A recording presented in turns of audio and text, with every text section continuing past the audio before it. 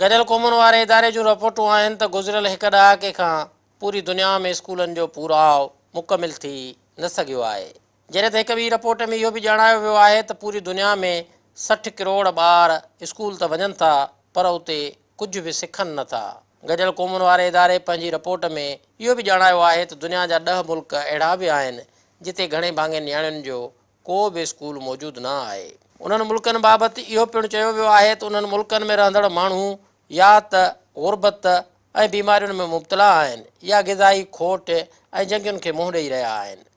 जॾहिं त नियाणियुनि खे पढ़ण वारी उमिरि में पढ़ाइण बजाए कम ते बि लॻायो वञे थो या नंढी उमिरि में संदनि शादियूं कयूं वञनि थियूं जंहिं करे उहे तालीम खां कोहे दूरि आहिनि। गॾियल क़ौमुनि वारे इदारे पारां जारी कयल रिपोर्ट में नियाणियुनि जी तालीम लाइ मुश्किल हालतुनि खे मुंहुं ॾींदड़ मुल्कनि में ॾखिण सूडान बाबति चयो वियो आहे त ॾखिण सूडान जंग ऐं पुरतशदुद कारवायुनि हेठि आहे जिते स्कूल तबाह कया विया आहिनि, माण्हुनि खे बेघर बणायो वियो आहे ऐं 75% ताईं नियाणियूं प्राइमरी तालीम ताईं बि तालीम हासिलु करे नथियूं सघनि। सेंट्रल अफ्रीकन रिपब्लिक लाइ चयो वियो आहे त 80 ॿारनि लाइ हिकु उस्तादु उते मुक़ररु आहे। नाइजर लाइ रिपोर्ट में ॼाणायो वियो आहे त 17 खां 24 सालनि जी नियाणियुनि मां 17% सिर्फ़ु तालीम याफ़्ता आहिनि।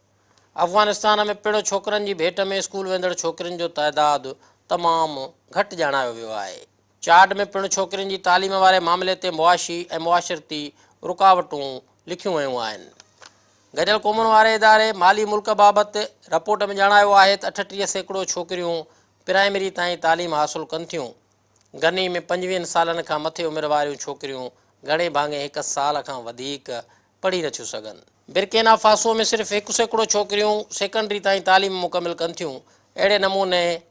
लाइबेरिया में प्राइमरी ताईं तालीम हासिलु कंदड़ ॿारनि जो तइदादु बि 2% खां मथे न आहे। अहिड़ी रीति इथोपिया में हर 5 मां 2 छोकिरियुनि जी शादी 18 सालनि जी ॼमार खां बि घटि उमिरि में कराई वञे थी।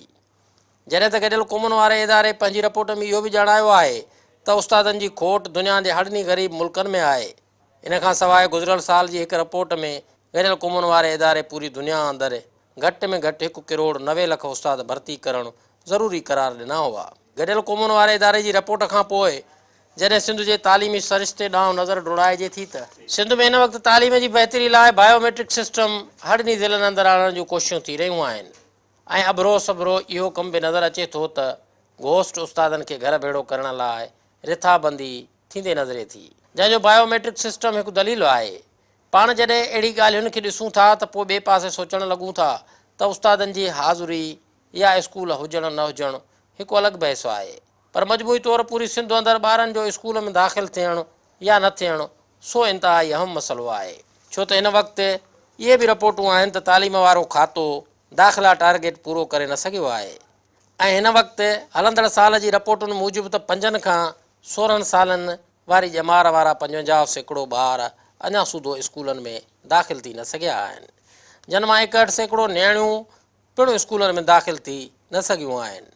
ऐं इन अंग सां सिंध जे तालीम ते हिकु भेरो ॿीहर सवाल उथारे सघिजनि था त आख़िरकार जिथे 61% नियाणियूं स्कूलनि में दाख़िलु न थींदियूं हुजनि उते भला कीअं ऐं कहिड़े नमूने हिकु मुहज़ब ऐं मयारी मुआशिरे जी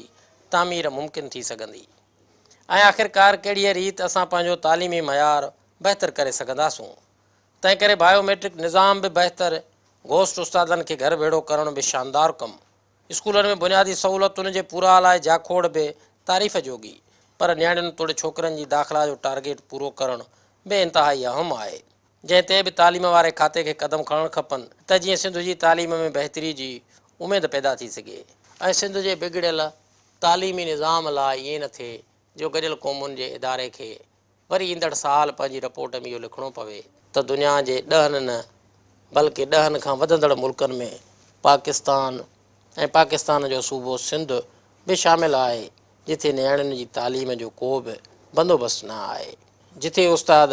नाइजेरिया जे नाअहल उस्तादनि वांगुरु सियासी बुनियादनि ते भर्ती थियल आहिनि ऐं जिथे तालीम जो बेड़ो ॾींहों ॾींहुं ॿुॾंदो ई रहे थो ऐं मयार ॾींहों ॾींहुं किरंदो ई रहे थो।